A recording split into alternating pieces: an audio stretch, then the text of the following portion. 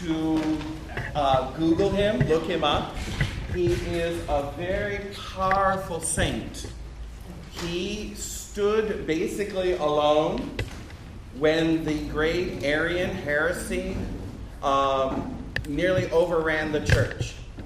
It was said in the 4th century that one day we were Catholic and the next day we were Arian.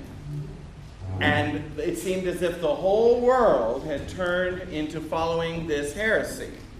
What is Arianism? It's basically what we would call Jehovah's Witnesses.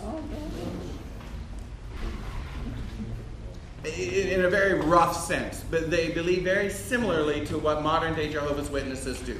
They don't believe Jesus is God. They believe that he was a created being. They don't believe in the Trinity.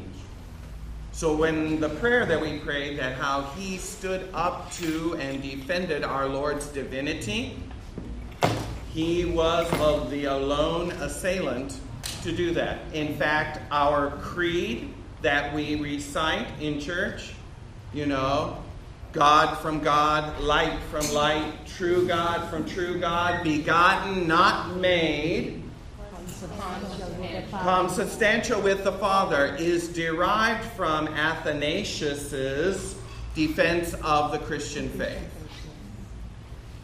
That we believe that Jesus Christ is God from God, light from light, true God from true God. He was begotten but not made. That's a very clear addressing the Arian heresy. So we can thank St. Athanasius for that. What country? What country was he from? Athanasius. Oh, that's a good question. I don't know offhand. I want to say North Africa. Oh, okay. He was contemporary, I believe, with St. Augustine. He was at the very end of his life. Where St. Athanasius ends, Augustine kind of picks up. I think he's from Alexandria. He could be. That's possible. Northern Africa. Alexandria was a very powerful center of Christian thought and learning in the first 300-400 centuries of the Christian faith.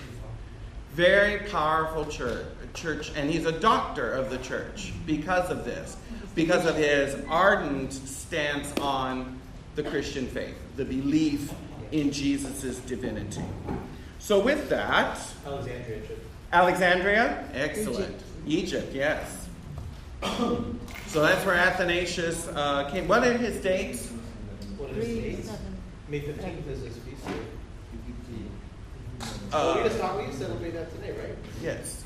Yeah, that's crazy. I'm on Wikipedia. Yeah, maybe I do. Well, 325 is when he was attended the Council of Nicaea? Yes. Oh, in the Western Church, it's May 2nd. Ah. In the Coptic Church, it's May 15th. Oh. Yeah, Coptic is The Copts are part of the Egyptians. They are Egyptian Christians.